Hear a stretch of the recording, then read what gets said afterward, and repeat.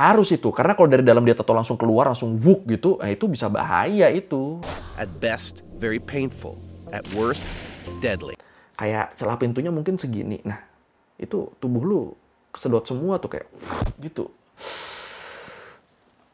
Kemarin kan kita sempat bahas insiden Titan ya, insiden kapal selam wisata swasta yang meledak kena tekanan air waktu mereka mau nyelam ke tempat bangkai Titanic di Samudra Atlantik. Sempat rame banget tuh kan kemarin kan. Nah sekarang gue mau bahas kecelakaan bawah laut lagi yang ngeri juga nih. Kecelakaan bawah laut di tempat pengeboran minyak di Eropa Utara. Kecelakaan yang dipercaya jadi kecelakaan bawah laut paling mengerikan yang pernah terjadi.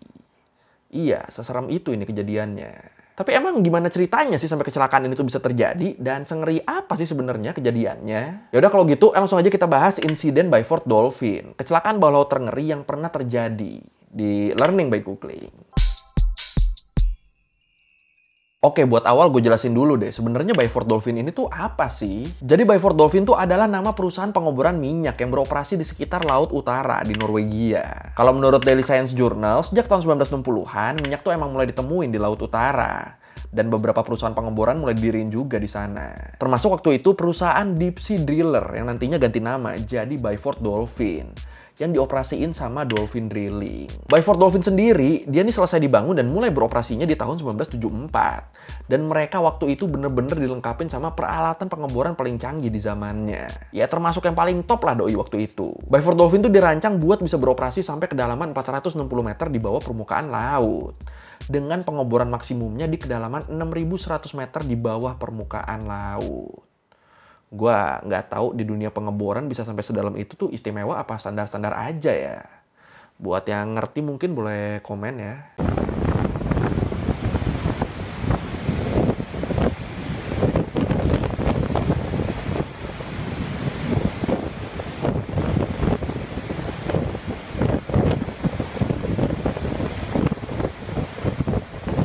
Nah, buat ngejaga kondisi mesin sama peralatan pengeborannya biar tetap oke, pastinya kan harus selalu dilakukan perawatan rutin ya, setiap beberapa waktu sekali. Dan walaupun teknologi kayak mesin-mesin itu canggih, robot segala macam tuh udah banyak digunain, tapi tetap aja buat hal-hal tertentu tetap dibutuhin tenaga dan kecerdasan manusia. Kayak contohnya tetap harus ada yang terjun langsung tuh ke dalam laut buat ngebenerin kalau ada yang rusak. Dan masalahnya di sini kemampuan manusia buat nyelam ke laut kan terbatas ya. Ada perbedaan tekanan yang jadi penghambat kan. Makin dalam kita masuk ke laut, makin gede juga tekanan yang kita dapat. Dan perubahan tekanan ini bisa berakibat fatal loh kalau kita nggak tahu gimana cara ngatasinnya. Emang sefatal apa? Oke, kita bahas dulu deh ini dikit tentang tekanan air. Kemarin kan pas bahas kapal Titan juga kan nggak sempat kita bahas detail ya tentang tekanan air ini. Jadi buat mengukur tekanan, kita tuh pakai satuan atmosfer. 1 atmosfer, 2 atmosfer. Nah, kalau kita nyelam, setiap turun 10 meter ke bawah permukaan laut, tekanannya tuh bakal nambah 1 atmosfer. Jadi ya gitu terus tuh, makin dalam makin nambah tekanannya. 1 atmosfer, 2 atmosfer, 3 atmosfer, nambah terus lah pokoknya.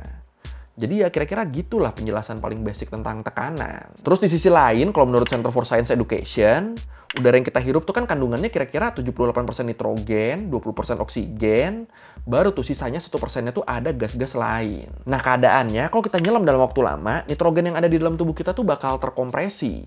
Karena ya kayak yang gue bilang tadi, makin dalam kita nyelam, tekanannya kan bakal makin tinggi ya. Dan tekanan yang tinggi ini bikin nitrogen di dalam tubuh kita tuh memadat dan memungkinkan masuknya nitrogen lain ke dalam tubuh. Nah, waktu kadar nitrogen di dalam darah kita meninggi karena semuanya memadat, itu kalau kita tiba-tiba langsung naik ke permukaan, nitrogen yang awalnya memadat tadi tuh bakal langsung ngembang dan bakal bikin kita ngalamin saturation sickness yang bisa berakibat fatal. Mulai dari bisa nyebabin mual, nyeri sendi parah, lumpuh, bahkan sampai kematian. Makanya biasanya sebelum para penyelam balik ke permukaan, apalagi yang udah lama ada di kedalaman air tertentu, itu kadar nitrogen dia tuh harus diturunin pelan-pelan dulu, dimana prosesnya tuh bisa makan waktu berhari-hari. Harus itu, karena kalau dari dalam dia tato langsung keluar, langsung wuk gitu, itu bisa bahaya itu. Jadi ya harus pelan-pelan, diturunin pelan-pelan dulu kadar nitrogennya, biar nggak tiba-tiba mengembang kan. But at the end of the working day, if they come to the surface too quickly, the gases would suddenly expand. This causes a condition called the bends. At best, very painful. At worst, deadly. Dan buat ngakalin kekurangan manusia ini, kalau menurut IFL Science, di tahun 1957, Angkatan Laut Amerika Serikat tuh nemuin cara gimana biar penyelaman ke laut dalam tuh jadi lebih aman. cara yang bisa ngurangin resikonya. Dan caranya adalah dengan saturation diving. Caranya dengan penyelaman saturasi. Apa tuh penyelaman saturasi? Simpelnya ini tuh serangkaian cara menyelam dan fasilitas penyelaman yang memungkinkan tubuh penyelam bisa menyesuaikan diri sama tekanan di laut dalam. Jadi di dalam lautnya tuh bakal dibikin sebuah struktur ruangan khusus gitu yang disebut decompression chamber atau diving chamber, atau biasa disebut juga laboratorium bawah laut. Nah, di diving chamber ini tuh tekanan udaranya bisa diatur-atur gitu, biar badan kita nggak kaget sama tekanan bawah air yang gede banget. Dan biar setelah penyelaman, badan si penyelam tuh bisa pelan-pelan adaptasi lagi sama tekanan permukaan. Biar dia nggak ngalamin si saturation sickness tadi. Oh ya, si diving chamber ini juga di dalamnya tuh ada beberapa ruangan ya. Ada ruangan buat penyelam-penyelamnya istirahat, ada ruang kontrol, sama ruang transfer. Jadi ya emang terlihat strukturnya tuh udah dipikirin matang-matang ya. Nah, para pekerja bawah laut ini kan mereka tuh kerjanya lama banget ya di bawah air. Jadi ya butuh waktu yang lama juga buat ngebalikin kadar nitrogen di dalam tubuhnya. Bahkan kayak gue bilang tadi bisa sampai makan waktu berhari-hari kan ini kan. Dan karena emang resikonya gede banget, prosedur buat ngakses diving chamber ini jadinya dibikin seketat mungkin. Saking ketatnya seenggaknya ada 5 langkah nih yang perlu dilakukan cuma buat keluar masuk diving chamber ini. Lu kebayang nggak tuh? Keluar masuk doang itu ada 5 langkah tuh yang harus dilakuin tuh. Nggak boleh skip 1 itu. Emang gimana langkahnya? Oke, sambil kita bahas langkah-langkahnya, sambil kita lihat ilustrasi tata letak diving chambernya nih. Ini penampakan dari atasnya kira-kira kayak gini. Nah, buat akses keluar masuk diving chamber dari permukaan, para pekerja ini tuh bakal lewat yang namanya si diving bell ini. Yang di bawah ini. Terus si diving bell sama chambernya, yang kalau digambar tuh chamber 1, itu bakal dihubungkan sama ruangan penghubung yang disebutnya tuh trunk. Yang disebutnya tuh belalai, karena panjang gitu kali bentuknya ya. Nah, ini yang gue tandain, nah itu tuh trunknya tuh. Nah, kalau kita mau masuk ke chambernya, entah itu kita dari nyelam atau dari permukaan, itu kita harus ngedocking si diving bell ke trunknya dulu, ke ruang penghubungnya dulu. Harus dihubungin dulu, harus nempel dulu, harus tak begitu. Dan kondisi proses dockingnya ini harus benar-benar sempurna ya, harus benar-benar nutup, harus benar-benar nempel, harus benar-benar ngunci. Terus kalau udah ngunci, selanjutnya tekanan di diving bell tuh bakal dinaikin sama 2 dive tender yang kerjanya di luar chamber.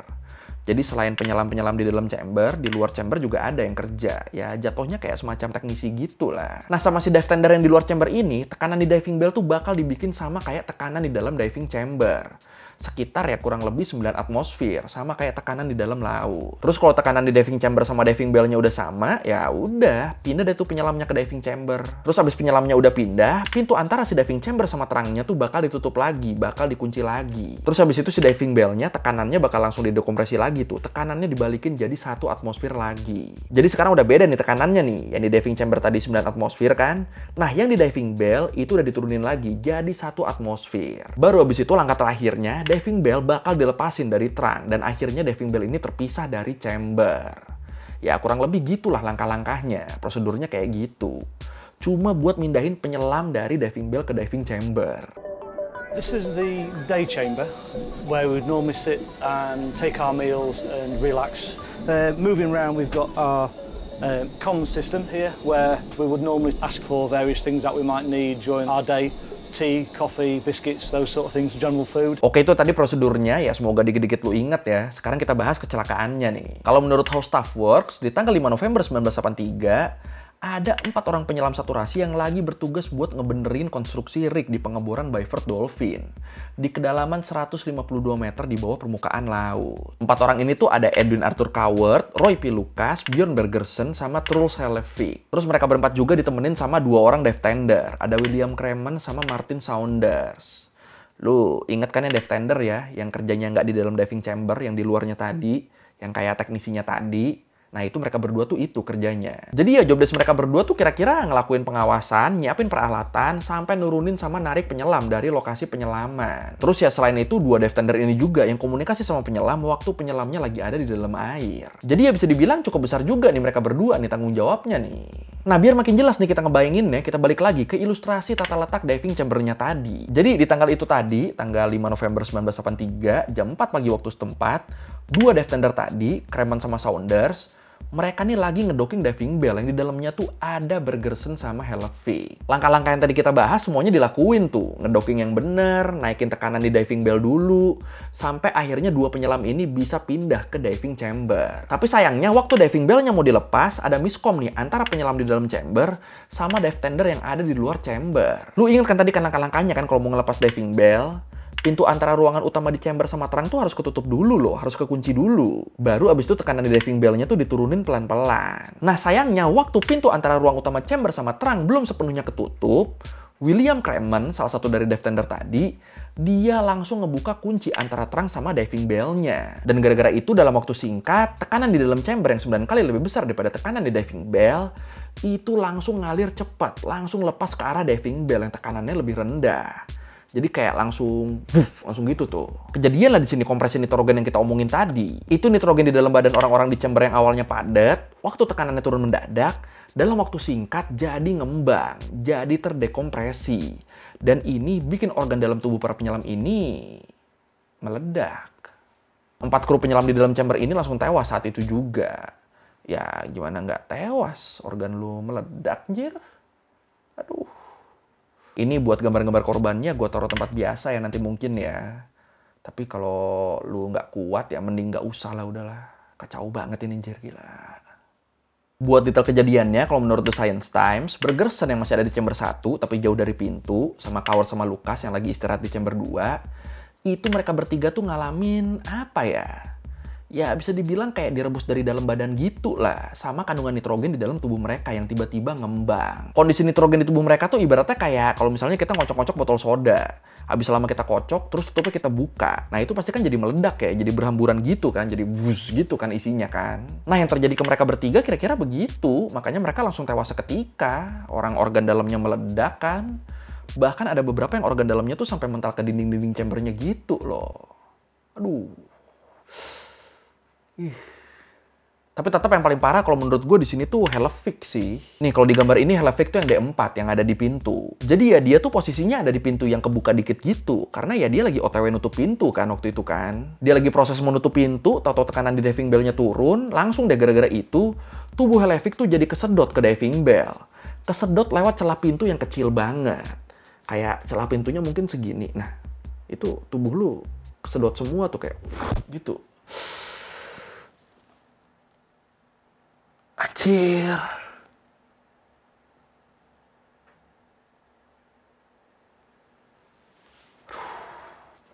Anjir, merinding gue anjir. Itu barusan detail kejadian buat orang-orang yang di dalam chamber. Nah, sementara buat 2 dive tendernya yang posisinya di luar chamber, ledakan udara yang terjadi ternyata bikin diving bell-nya tuh mental dan ngebunuh Kremen. Sementara Saunders, walaupun dia nih kena hantam diving bell juga, untungnya dia nggak sampai tewas. Ya luka parah sih, sampai kritis juga sih, tapi tetap dia bisa bertahan. Dan jadi satu-satunya korban selamat dari insiden ini. Jadi benar-benar dia doang yang selamat, sisanya hancur udah.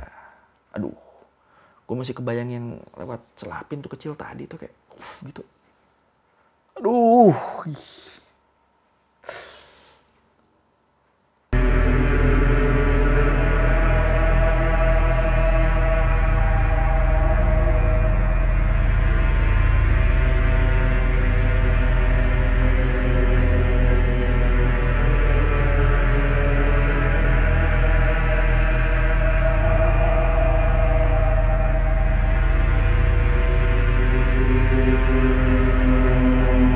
Terus yang kasihan lagi nih kalau menurut Schlesinger, awalnya selama 26 tahun yang disalahin atas kejadian ini tuh selalu Kremen.